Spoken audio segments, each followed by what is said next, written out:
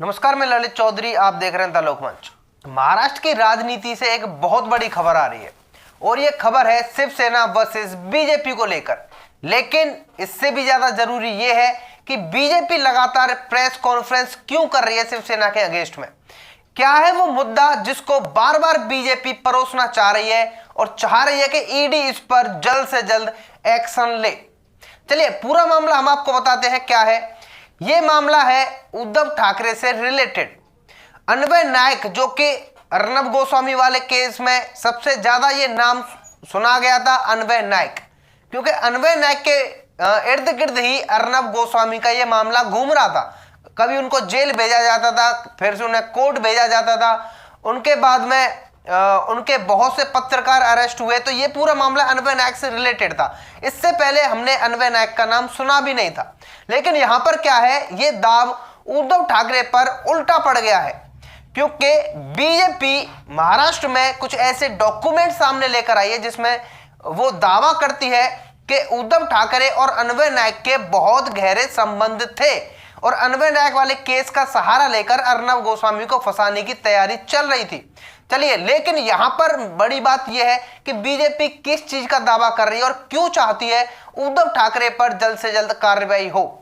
दरअसल आपको पता है कि चुनाव लड़ते हैं उस टाइम पर एक इलेक्शन कमीशन को एक हलफनामा देना पड़ता है, अपनी संपत्ति का ब्यौरा देना पड़ता है।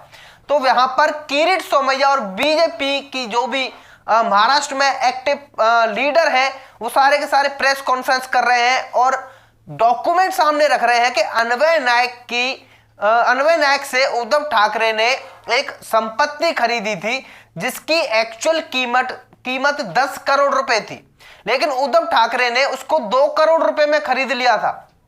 अब यह क्लियर नहीं है कि अन्वय नायक ने उसे अपनी मर्जी से बेचा था या नहीं बेचा था, लेकिन बड़ी बात यह है कि वो संपत्ति इलेक्शन एफिडेविट में शो नहीं की गई है और इसी मुद्दे को बार बार बीजेपी उठा रही है ताकि इलेक्शन कमीशन कोई कार्रवाई कर सके उद्धव ठाकरे के ऊपर और शायद ईडी भी कोई एक्शन ले सके। किरीट सोमैया, जो कि बीजेपी के लीडर है, वो लगातार उद्धव ठाकरे सरकार को एक्सपोज करते ही आ रहे हैं और अब तो 1-2 दिन के अंदर तो लगातार वहां पर पोस्टर छप रहे हैं, बैनर छप रहे हैं, प्रेस कॉन्फ्रेंस हो रही है, धड़ाधड़ ट्वीट हो रहे हैं, सिर्फ इसलिए कि ईडी कोई एक्शन ले या फिर इलेक्शन कमीशन कोई एक्शन ले।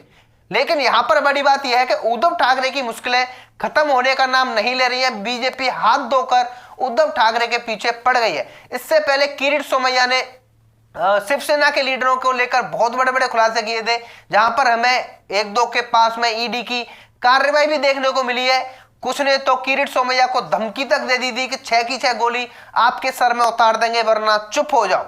लेकिन किरीट सोमैया है कि चुप होने का नाम नहीं ले रहे हैं। अब देखना यह है कि क्या इलेक्शन कमीशन इस बात को लेकर कोई उद्धव ठाकरे के ऊपर कार्रवाई कर सकती है या फिर ईडी की कोई कार्रवाई हो सकती है, क्योंकि यहां पर किरीट सोमैया तो शांत होने का नाम नहीं ले रहे हैं। अब तो बीजेपी के और भी लीडर इसमें कूद गए हैं और ईडी के पास में हलफनामा भी उन्होंने दे दिया है। यह संपत्ति कोरलई में बताई जाती है, जहां पर 19 जमीन का सौदा हुआ था जिसकी कीमत 10 करोड़ रुपए थी और मात्र 2 करोड़ रुपए में उसको खरीद लिया गया था। किरीट सोमैया ने कुछ डॉक्यूमेंट भी यहां पर दिखाए हैं प्रूफ के साथ में और कहा है कि मैंने ईडी के पास भी ये डॉक्यूमेंट दे दिए हैं, इलेक्शन कमीशन को भी ये डॉक्यूमेंट दे दिए हैं। अब सिर्फ इंतजार है तो कार्रवाई का। तो क्या उद्धव ठाकरे के ऊपर कोई कार्रवाई हो सकती है? क्या हमें 1-2 दिन के अंदर कोई एक्शन देखने को मिल सकता है? ये बहुत बड़ी बात है। आप लोगों का क्या कहना है इस बारे में आप लोग कमेंट करके बता सकते हैं। फिलहाल अगले वीडियो में इतना ही। मिलते हैं आपसे एक और नई वीडियो में नई इंफॉर्मेशन के साथ। धन्यवाद।